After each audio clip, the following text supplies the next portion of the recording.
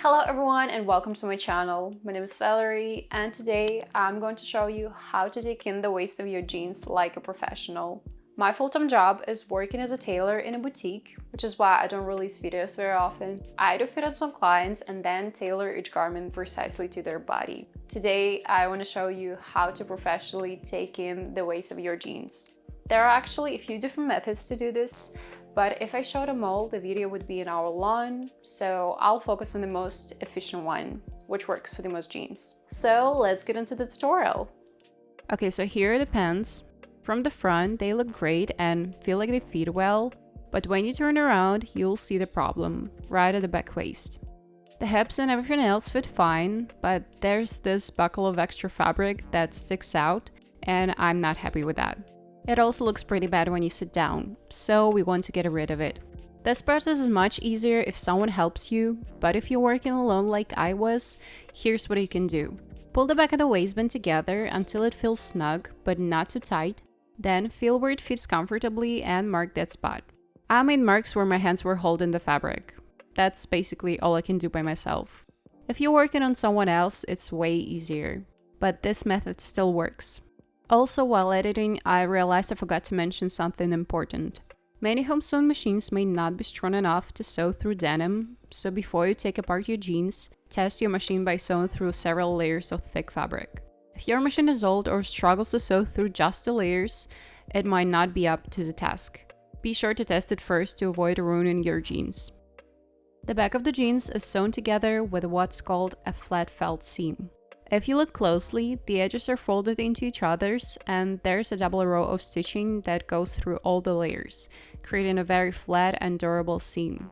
Now I'm going to refine these markings and make sure they're the same distance from the seam. I'll measure how many centimeters I need to take in. By the way, we measure from this seam, even though it's not the true center. If you measure the distance between the pockets, the actual center is about 5 mm to the left of the seam, but we still measure from this fold. Next, I extend my markings downward along the center seam by 15 to 20 centimeters, depending on how much you need to take in, so I can draw a nice smooth line for the new back seam.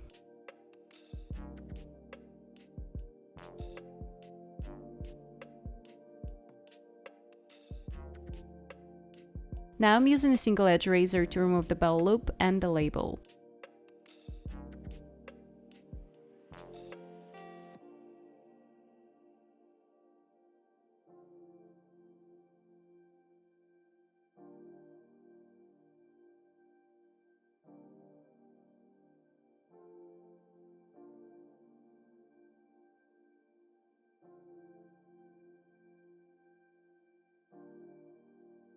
To make sure the waistband seam is hidden behind the bell loop, I'll mark the center of the waistband exactly at the center of the loop. And to take in the same amount from both sides of the waistband, I shift my markings 5 mm to the left, only on the waistband.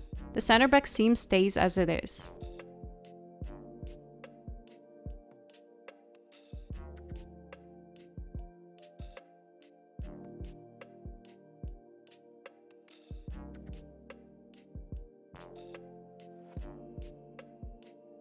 Now I'm going to detach the waistband from the jeans. Jeans often have chain stitches, which are easy to unravel. To do that, unpick a few stitches in the right spot and the thread will start coming out on its own.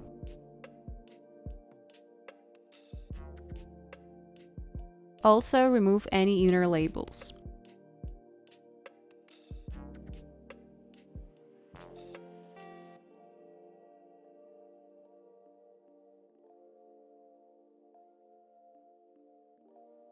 So I've unpicked the waistband and removed the bell loop. Now we need to open the center back seam. I mark a control point with a pin to indicate how far I'll be unpicking. Then I turn the jeans inside out and start unpicking the stitches.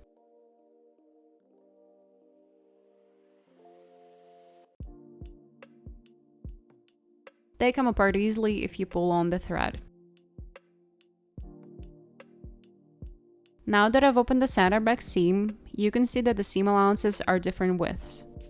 I measure their width and mark the same seam allowances from my chalk lines. Each side will be different. On the right side, I have a 2 cm seam allowance. on the left 1 cm. To make it easier to work with, I cut the waistband along the center line and pressed open the old seam allowances. Then I marked the seam allowances, trimmed off the excess, and pressed them the same way the original ones were pressed, downward on the left side and upward on the right.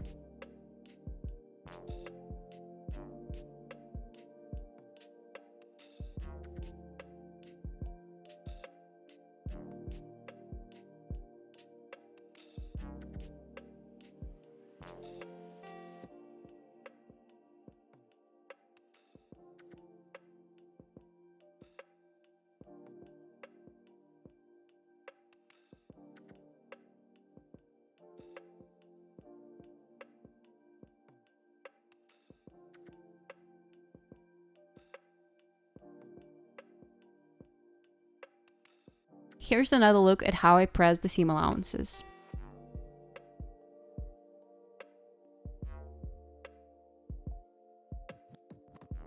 Now fold them like this, tucking one inside the other. It's best to base this area in place to prevent shifting, which I've done.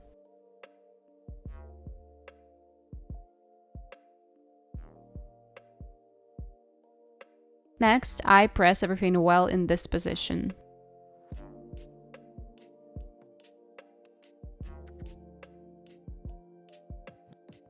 I also use a hammer to flatten any thick seams so the machine can handle them more easily. I'm using heavy-duty denim thread for the top stitching.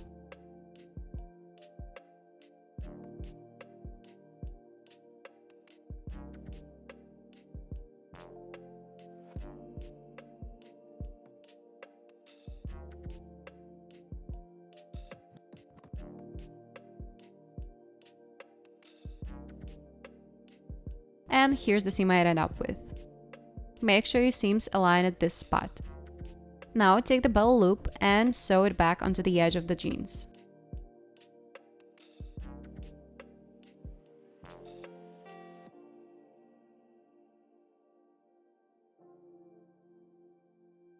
Let's move on to the waistband. From the marked lines, measure out 1 cm seam allowances and trim off the excess fabric.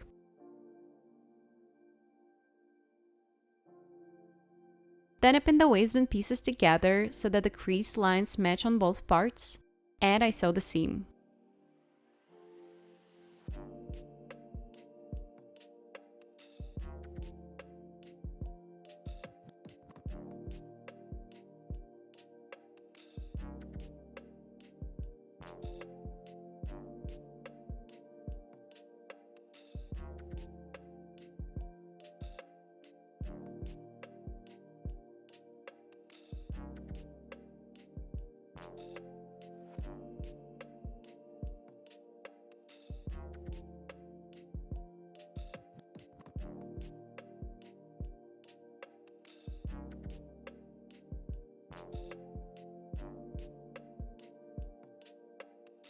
After that, I press everything open, and here's what it looks like.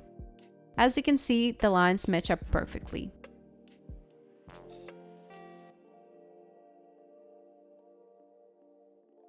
Optionally, you can sew the label back into place. Now it's time to reattach the waistband. To make sure the stitching on both sides matches, I baste it in place first.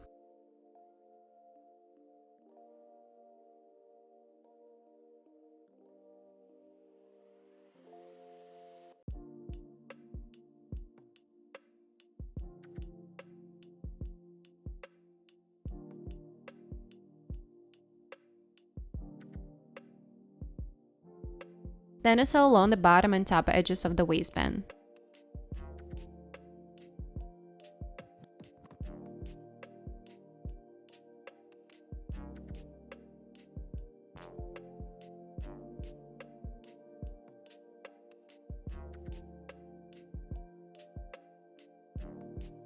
After that, I press everything one last time, and here's the result. The top stitching lines on the waistband match up perfectly in the exact spots where the original stitching was. The center back seam on the inside also looks neat and clean, so you'd never even guess the jeans had been altered. The last steps are to sew the top of the bell loop back in place and reattach the label.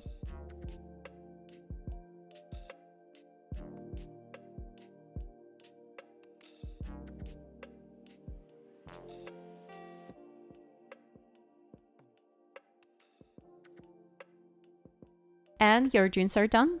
Here's how they look after being taken in. Now they fit the body perfectly with no more gapping or bunching. I hope you enjoyed this tutorial and learned something useful. If anything wasn't clear, feel free to ask questions in the comments. Also, let me know what would you like to see in future videos. Maybe there's a specific garment you want to learn how to sew or ready-made piece you want to tailor to fit your body. I'll be reading your comments. See you in the next video. Bye.